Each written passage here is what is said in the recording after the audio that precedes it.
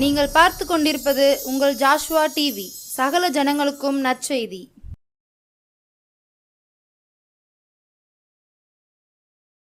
ஆனந்த துதி ஒலி கேட்கும், ஆடல் பாடல் சத்தமும் துணிக்கும். ஆகாய விண்மீனாய் அவர் ஜனம் பெருகும், ஆண்டவர் வாக்கு பலிக்கும். கிறிஸ்துவுக்குள் அன்பான தேவ ஜனமே, உங்களையும் இந்த நாளிலும் இந்த தொலைக்காட்சியின் வழியாக சந்திப்பதிலே மிகுந்த மகிழ்ச்சி அடைகிறோம். கர்த்தர் தாமே உங்களையும் உங்கள் குடும்பங்களையும் ஆசீர்வதிப்பாராக. தேவனுடைய சமாதானமும் இரக்கமும் எப்பொழுதும் உங்களுடைய குடும்பத்திலும் உங்களுடைய வாழ்க்கையிலும் ஆளுகை செய்வதாக. இந்த நாளிலும் நாம் தியானிக்கும்படியாக எடுத்துக்கொள்ளப்பட்ட வேத வசனம் மத்தேயு எழுதின சுவிசேஷம் 7ஆம் அதிகாரம் 8ஆம் வசனம். மத்தேயு எழுதின சுவிசேஷம் 7ஆம் அதிகாரம் 8ஆம் வசனம். ஏனென்றால் கேட்கிற எவனும் பெற்றுக்கொள்கிறான், தேடுகிறவன் கண்டடைகிறான், தட்டுகிறவனுக்கு திறக்கப்படும். ஏனென்றால் கேட்கிறவன் எவனும் பெற்றுக்கொள்கிறான். கிறிஸ்துவுக்குள் அன்பான தேவஜனமே, கிறிஸ்தவ வாழ்க்கையிலே இயேசு கிறிஸ்துவானவர் நமக்கு ஒரு அதிகாரத்தை கொடுத்திருக்கிறார். அது என்ன அதிகாரம் என்றால், இயேசு என்னும் நாமம் என்கின்ற அதிகாரம். இயேசு என்னும் நாமத்தினாலே நாம் எவைகளை ஜெபத்தில் கேட்கிறோமோ அவைகளை பெற்றுக்கொள்கிறோம் என்பதே கிறிஸ்துவுக்குள்ளான தைரியம். நம்முடைய வாழ்க்கையிலும் அநேக காரியங்களை குறித்து நாம் தேவனாகிய கர்த்தரிடத்திலும் கேட்பதுண்டு. நம்முடைய ஜெபங்கள் அநேக நேரங்கள் கேட்கப்படும், அநேக நேரங்கள் அதற்கு பதில் இல்லாமல் போகும். ஏனென்று சொன்னால், அவருடைய சித்தத்தின்படி நாம் எவைகளை ஜெபத்தில் கேட்கிறோமோ அவைகளை மாத்திரம்தான் பெற்றுக்கொள்வோம்.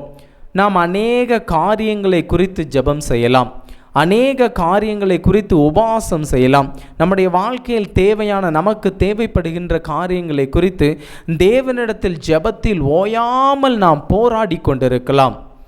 எந்த காரியத்தை குறித்து நாம் ஜெபம் செய்தாலும், எந்த காரியத்தை குறித்து நாம் வேண்டுதல் செய்தாலும், அந்த காரியத்தில் தேவனுடைய சித்தம் காணப்படுகிறதா என்பதை குறித்து நாமும் சிந்திக்க வேண்டும்.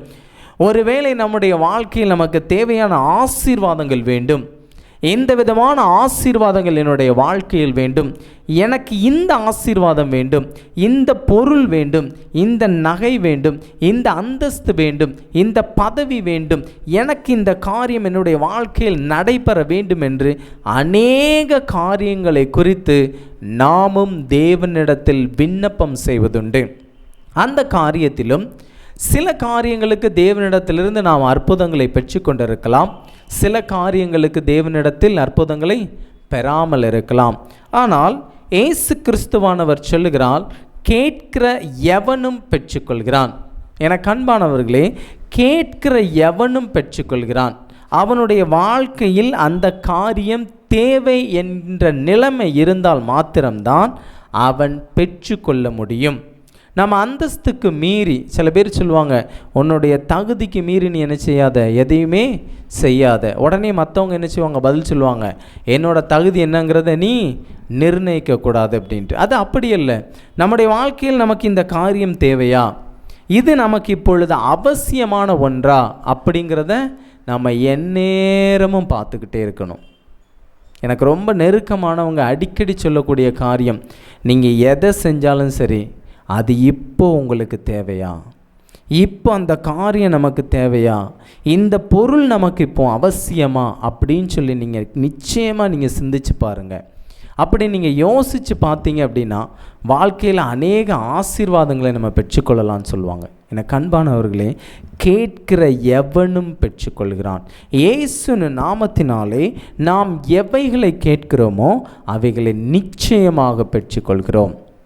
அப்படி ஒரு மனிதன் இயேசு கிறிஸ்து வாழ்ந்த காலத்திலே அவன் கேட்டு ஆசீர்வாதத்தை பெற்றுக்கொண்டான். எல்லோருக்கும் தெரிந்த ஒரு பகுதி, லூக்கா எழுதின சுவிசேஷம் 18ஆம் அதிகாரம் 35 வசனத்திலிருந்து 43 வரைக்கும் ஒரு சம்பவம் நடைபெறுகிறது.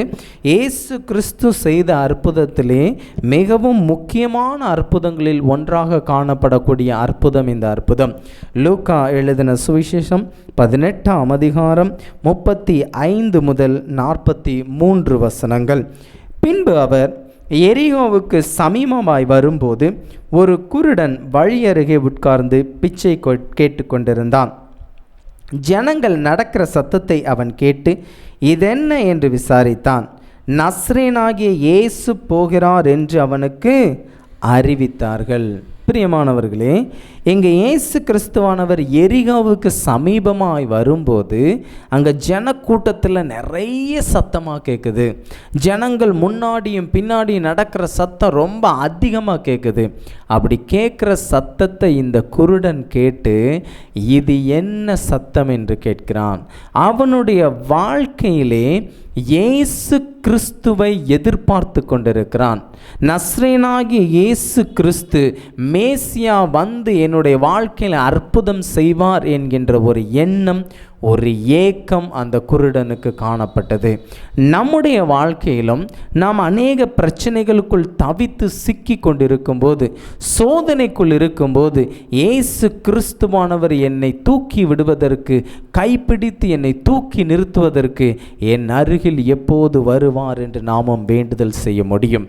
அப்படிப்பட்ட சூழ்நிலையில் மற்ற காரியங்கள் எது நம்முடைய வாழ்க்கையில் உள்ளே வந்தாலும் சரி, அது எல்லாவற்றையும் தள்ளிவிட்டு இந்த குருடன் செய்த காரியத்தை நாமும் செய்ய வேண்டும். இந்த குருடன் என்ன செய்கிறான் பாருங்க. நஸ்ரேனாகிய இயேசு போகிறார் என்று அவனுக்கு அறிவித்தார்கள். நல்லா கவனிச்சுக்கோங்க. நஸ்ரேனாகிய இயேசு போகிறார் என்று அவனுக்கு அறிவித்தார்கள். 35ஆம் வசனம் சொல்லுகிறது, அவர் எரிகோவுக்கு சமீபமாய் வரும்போது, வந்துக்கிட்டு இருந்த இயேசு கிறிஸ்து இப்போ இவனை தாண்டி போயிட்டாரு.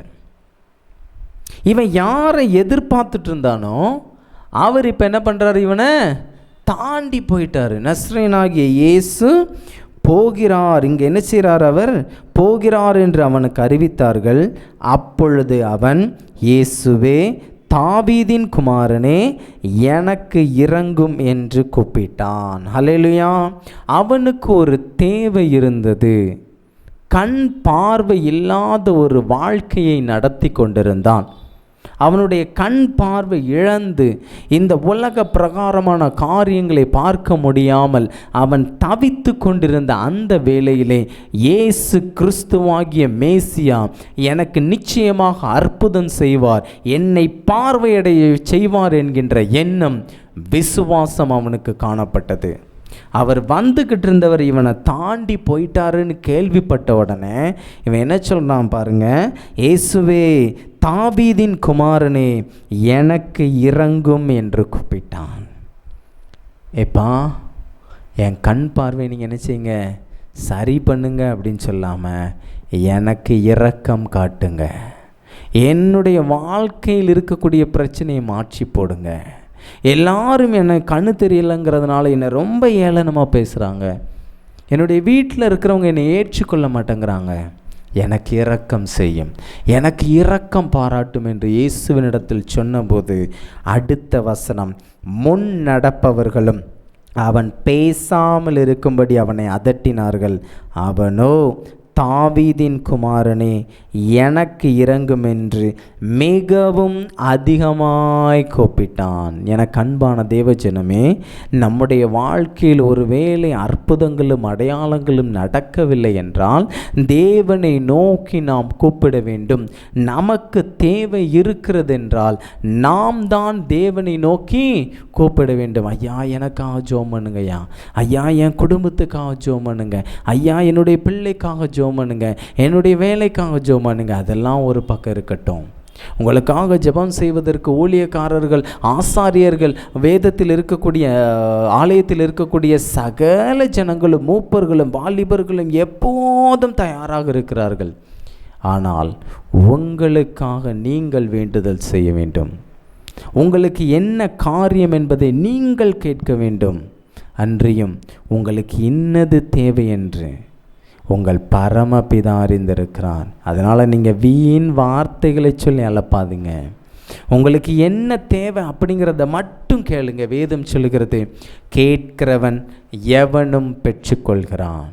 உனக்கு என்ன தேவை? கேட்கிறவன் பணக்காரனாக இருக்கிறானா? தேவனுக்கு அது கவலை இல்லை. கேட்கிறவன் ஏழையாக இருக்கிறானா? தேவனுக்கு அது கவலை இல்லை.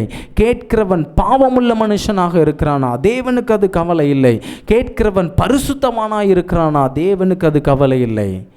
தேவனுக்கு இருக்கக்கூடிய ஒரே ஒரு காரியம், என் பிள்ளை என்னிடத்தில் கேட்கிறான்.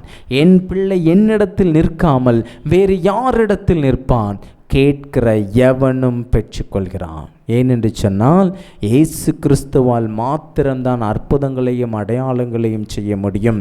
வேதம் சொல்லுகிறது, இயேசு சொன்ன காரியம், சத்தியத்தை அறிவீர்கள், சத்தியம் உங்களை விடுதலையாக்கும். அந்த சத்தியம் யாரு? இயேசு கிறிஸ்து. நானே வழியும் சத்தியமும் ஜீவனுமாயிருக்கிறேன் என்றார். அவரே வழி, அவரே சத்தியம். இயேசுவை அறிந்தால் மாத்திரம்தான் சத்தியம் நம்மை விடுதலையாக்கும். அடுத்த காரியம் பாருங்க, அவன் முதல்ல கூப்பிட்றான், ரெண்டாவது எல்லாரும் அவனை அதட்டுறாங்க. அப்படி இருந்து அவன் என்ன நினச்சிறான்? அதிகமாக சத்தம் போட்டு கூப்பிட்றான். முன்னடப்பாரும் பின்னடப்பாரும் அவனை பேசாமல் இருக்கும்படி அதட்டுகிறாங்க. நம்முடைய வாழ்க்கையிலும் என்ன தேவை என்பதை தேவனிடத்தில் நாம் கேட்கும்போது அந்த ஜெபம் செய்ய விடாதபடிக்கு அநேக சூழ்நிலைகள் வந்து நம்மை நெருக்கலாம். அநேக போராட்டங்கள் வந்து நம்மை நெருக்கலாம். எந்த சூழ்நிலையிலும், எந்த போராட்டத்திலும், எந்த காரியம் நம்மை சூழ்ந்து வந்து நெருக்கி நின்றாலும் சரி, என் தேவனாகிய கர்த்தரிடத்தில் நான் கேட்பேன், என் தேவனாகிய கர்த்தரிடத்தில் நான் இரக்கத்தை பெற்றுக்கொள்வேன் என்று நாம் கர்த்தரிடத்தில் ஜெபம் செய்து விசுவாசமாய் இருக்கும்போது கர்த்தர் நிச்சயம் நமக்கு அற்புதம் செய்வதற்கு வல்லமை உள்ள தேவனாக இருக்கிறார். 39ஆம் வசனம், இயேசு நின்று அவனை தம்மிடத்தில் கொண்டு வரும்படி சொன்னார். என்ன செய்யறார் பாருங்க, முதல்ல எரிகோவுக்கு சமீபமாக வராரு, இவனை தாண்டி போயிட்டாரு. அதுக்கப்புறம் இவன் கூப்பிட்ட உடனே நின்று அவனை என்ன செய்கிறாரு? என்கிட்ட என்ன செய்யுங்க, கொண்டு வாங்க.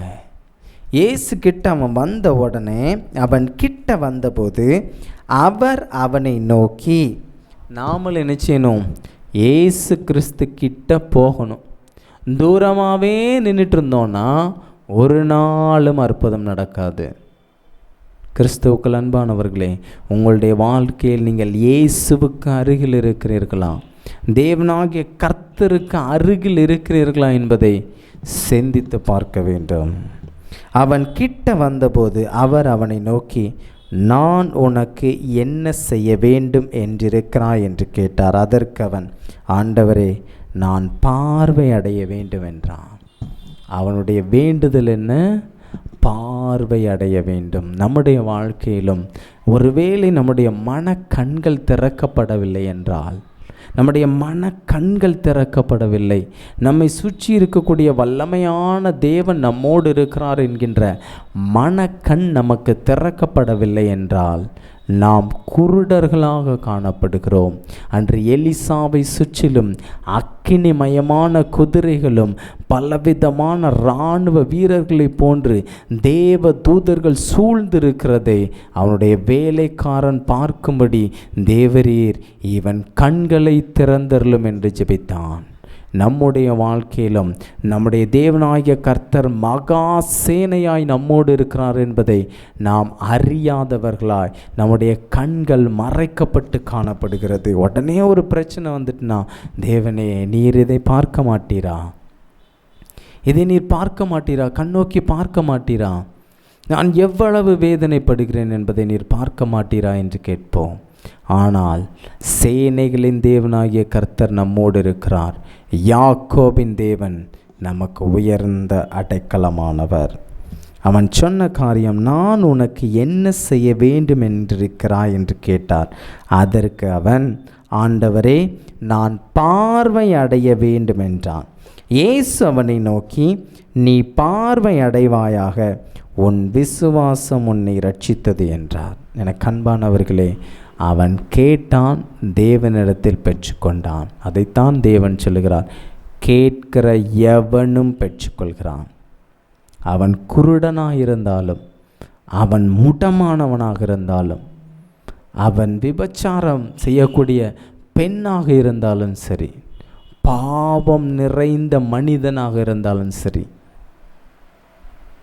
கள்ளத்தனம் செய்யக்கூடிய மனிதனாக இருந்தாலும் சரி, திருட்டாட்டம் செய்யக்கூடிய மனிதனாக இருந்தாலும் சரி, களவு செய்யக்கூடிய மனிதனாக இருந்தாலும் சரி, அக்கிரமம் செய்யக்கூடிய மனிதனாக இருந்தாலும் சரி, பொய் சாட்சி சொல்லுகிறவனாக இருந்தாலும் சரி, கொலை செய்கிறவனாக இருந்தாலும் சரி, என் தேவனாகிய கர்த்தர் உன் ஆத்துமாவை பார்த்து, இனி உன் வாழ்க்கையில் எந்த பாவமும் நீ செய்யாமல் உன் பாவத்தை இரத்தாம்பர சிவப்பை போல இருக்கக்கூடிய உன்னுடைய பாவத்தை உறைந்த மலையைப் போல மாற்றுவதற்கு உன் வாழ்க்கையில் இருக்கக்கூடிய எல்லா காரியங்களையும் தள்ளிவிட்டு உனக்காக நான் இரத்தம் சிந்தினேன், உனக்கு என்ன தேவை என்பதை நீ என்னிடத்தில் கேள். கேட்கிற எவனும் பெற்றுக்கொள்கிறான். கேட்கிற எவனும் பெற்றுக்கொள்கிறான். அந்த எவனும் என்கின்ற இடத்தில் நீங்களும் நானும் இருக்க வேண்டும். தேவனிடத்தில் கேட்டு பெற்றுக்கொள்ளுகிற இடத்தில் இருக்க வேண்டும். தேவனிடத்தில் கேட்டு பெற்றுக்கொள்ளக்கூடிய இடத்தில் இருக்க வேண்டும். இந்த குருடன் என்ன செய்யறான் பாருங்க, தேவனிடத்தில் கேட்டான், மிகுந்த சத்தமாய் கேட்டான், தேவனிடத்திலிருந்து ஆசீர்வாதத்தை பெற்றுக்கொண்டான். அடுத்து என்ன சொல்றாரு பாருங்க, 42வது வசனத்திலே, இயேசு அவனை நோக்கி, நீ பார்வை அடைவாயாக, உன் விசுவாசம் உன்னை ரட்சித்தது என்றார். உடனே 43ஆம் வசனம், உடனே அவன் பார்வையடைந்து தேவனை மகிமைப்படுத்தி கொண்டே அவருக்கு பின் சென்றான். ஜனங்கள் எல்லாரும் அதை கண்டு தேவனை புகழ்ந்தார்கள். அற்புதத்தையும் அடையாளத்தையும் வாங்கிவிட்டு அவன் அப்படி நினைச்சில திரும்பி போகலை. இயேசு எரிகோவுக்கு சமீபமாய் வந்தார், அவனை தாண்டி போனார், அவனை கிட்ட கூப்பிட்டாரு. அதுக்கப்புறம் என்ன செஞ்சான், பின்னாடி திரும்பி போகவே இல்லை. அவன் பிச்சை கேட்டு கொண்டிருந்த இடத்திலிருந்து அவன் அந்த பாத்திரத்தை விட்டுட்டு வந்திருப்பான், தான் போட்டிருந்த வஸ்திரத்தை விட்டுட்டு வந்திருப்பான், எல்லாத்தையும் அவன் விட்டுட்டு வந்திருப்பான். எல்லாத்தையும் திரும்ப போய் நான் எடுத்துட்டு வரேன்னு சொல்லலை, இயேசுவுக்கு பின் சென்றான். என்னுடைய பழைய வாழ்க்கை வேண்டாம், என்னுடைய பழைய அக்கிரமமான வாழ்க்கை வேண்டாம், குருட்டாட்டமான வாழ்க்கை வேண்டாம். இப்போ நான் புது மனுஷனாக இருக்கேன். தேவனிடத்தில் கேட்டு பெற்றுக்கொண்டேன். கேட்கிற எவனும் பெற்றுக்கொள்கிறான். எனக்கு அன்பானவர்களே, நம்முடைய வாழ்க்கையிலும் நாம் தேவனிடத்தில் என்ன காரியம் வேண்டுமோ அந்த காரியத்தை பெற்றுக்கொண்டு ஆசீர்வாதங்களை அனுபவிக்கிறவர்களாக இருக்க வேண்டும். அதற்கு நாம் செய்ய வேண்டிய காரியம், இயேசு அருகில் வரும்போது நாம் கேட்க வேண்டும். வாயை திறந்து மிகுந்த சத்தமாய் தேவனிடத்தில் கேட்க வேண்டும். அப்படி நாம் கேட்கும்போது தேவனிடத்தில் நாம் ஆசீர்வாதங்களை பெற்றுக்கொள்ள முடியும். கண்களை மூடி ஒரு விசை தேவனாகிய கர்த்தரை நோக்கி நாமும் ஜெபம் செய்ய போகிறோம். தேவனாகிய கர்த்தரை நோக்கி நாம் விண்ணப்பம் செய்ய போகிறோம். என்ன காரியத்தை குறித்து நீங்கள் தேவனிடத்தில் இப்பொழுது கேட்க விரும்புகிறீர்களோ, என்ன காரியத்தை குறித்து தேவனிடத்தில் நீங்கள் வேண்டுதல் செய்வதற்கு உங்களுடைய மனது ஏதுவாக இருக்கிறதோ அந்த காரியத்தை தேவனிடத்தில் நீங்கள் இப்பொழுது கேளுங்கள். இயேசு கிறிஸ்து சொன்னான், கேட்கிற எவனும் பெற்றுக்கொள்கிறான். கேட்கிற எவனும் பெற்றுக்கொள்கிறான். குருடனாயிருந்தாலும் சரி, மொடவனாயிருந்தாலும் சரி, அக்கிரமம் செய்தவனாயிருந்தாலும் சரி, பாவமான வாழ்க்கையில் இருக்கிறவர்களாக இருந்தாலும் சரி, பரிசுத்தமான வாழ்க்கையில் இருக்கிறவர்களாக இருந்தாலும் சரி, தேவனுக்கு ஊழியம் செய்கிறவராக இருக்கவனாக இருந்தாலும் சரி, தேவன் சொல்லக்கூடிய காரியம், கேட்கிற எவனும் பெற்றுக்கொள்கிறான். எனக்கு அன்பானவர்களே, தேவனிடத்தில் கேளுங்கள், கர்த்தரிடத்தில் கேளுங்கள். அப்பா பிதாவே, உம்மிடத்தில் இந்த காரியத்தை நான் கேட்கிறேன். அப்பா, எனக்கு உதவி செய்யுங்க, எனக்கு இரக்கம் காட்டுங்க, எனக்கு இறங்கும் என்று கேளுங்க, எனக்கு இறங்கும் என்று கேளுங்க. அன்பின் பரலோக பிதாவை மை துதிக்கிறோம், சோஸ்தரிக்கிறோம். ஒருவராய் பெரிய அதிசயங்கள் செய்கிறவரை மை துதிக்கிறோம், சோஸ்தரிக்கிறோம். அப்பா, இப்பொழுதும் நீர் எங்களுக்கு கொடுத்த இந்த வார்த்தைக்கு உமக்கு நன்றி சொல்லுகிறோம். கேட்கிற எவனும் பெற்றுக்கொள்கிறான். அப்பா, இப்பொழுதும் யாரெல்லாம் உம்மை நோக்கி கேட்டுக்கொண்டிருக்கிறார்களோ, என்ன காரியத்தை குறித்து இயேசு என் நாமத்தினாலே கேட்டுக்கொண்டிருக்கிறார்களோ, அந்த காரியத்தில் நீர் அவர்களுக்கு ஒரு வெற்றியை நீர் கொடுக்க போகிற தயவுக்கு உமக்கு நன்றி செலுத்துகிறேன். அப்பா, வாய்களை திறந்து உத்தம இருதயத்தோடு என் தேவனாகிய கர்த்தரை நோக்கி நானும் இப்பொழுதும் கேட்கிறேன் என்று இயேசுவின் நாமத்தினால் யாரெல்லாம் என்ன காரியத்தை குறித்து இப்பொழுது உம்மிடத்தில் வேண்டுதல் செய்து கொண்டிருக்கிறார்களோ, அவர்கள் எல்லாருக்கும் கிறிஸ்து இயேசுவுக்குள் இயேசுவின் நாமத்தினால் அவர்களுக்கு ஒரு அற்புதத்தையும் அடையாளத்தையும் நீர் செய்ய போகிற தயவுக்கு நமக்கு நன்றி செலுத்துகிறோம். அப்பா, பார்த்து கொண்டிருக்கக்கூடிய ஒவ்வொரு பிள்ளைகளையும் ஆசீர்வதிங்க. அவர்கள் என்ன காரியத்தை குறித்து இப்பொழுது நம்முடைய சமூகத்தில் வேண்டுதல் செய்து கொண்டிருக்கிறார்களோ, அந்த காரியத்தில் கிறிஸ்து இயேசுவின் நாமத்தினாலே அவர்களுக்கு ஜெயம் உண்டாவதாக. அவர்கள் வீட்டை குறித்து அவர்கள் கேட்டாலும் சரி, அவருடைய வாழ்க்கையை குறித்து கேட்டாலும் சரி, அவருடைய வேலையை குறித்து கேட்டாலும் சரி, அவருடைய சமாதானத்தை குறித்து கேட்டாலும் சரி, அவருடைய பிள்ளைகளை குறித்து கேட்டாலும் சரி, அவருடைய குடும்பத்தின் ஆசீர்வாதத்தை குறித்து கேட்டாலும் சரி, அவர்கள் செய்யக்கூடிய தொழிலை குறித்து கேட்டாலும் சரி, அவர்கள் உடலில் இருக்கக்கூடிய பலவீனங்கள் சுகவீனங்கள் எதுவை குறித்து அவர்கள் கேட்டாலும் சரி, அவர்கள் கேட்கக்கூடிய காரியத்தில் அவர்களுக்கு ஒரு அற்புதத்தை நீ செய்ய போகிற தயவுக்கு நமக்கு நன்றி செலுத்துகிறோம். அப்பா, என்ன காரியத்தை குறித்து உம்முடைய பிள்ளைகள் கேட்டுக்கொண்டிருக்கார் என்பதை நான் அறிய மாட்டேன், நீர் அறிவீர். பரலோகத்தின் தேவன் தாமே உம்முடைய பிள்ளைகளுக்கு ஆசீர்வாதத்தையும் ஐஸ்வர்யத்தையும் கொடுக்க வேண்டுமாறு ஜெபிக்கிறோம். பலவீனங்கள் சுகவீனங்கள் எல்லாம் மாறி உமக்காக ஓட கிருபைச்சுங்க. கேட்கிற எவனும் பெற்றுக்கொள்கிறான் என்ற வார்த்தையின்படி இப்பொழுதும் நாங்கள் கேட்டோம், நாங்கள் பெற்றுக்கொண்டோம் என்று விசுவாசிக்கிறோம். இயேசுவின் மூலம் ஜெபிக்கிறோம் எங்கள் ஜீவனுள்ள நல்ல பிதாவே, ஆமேன்.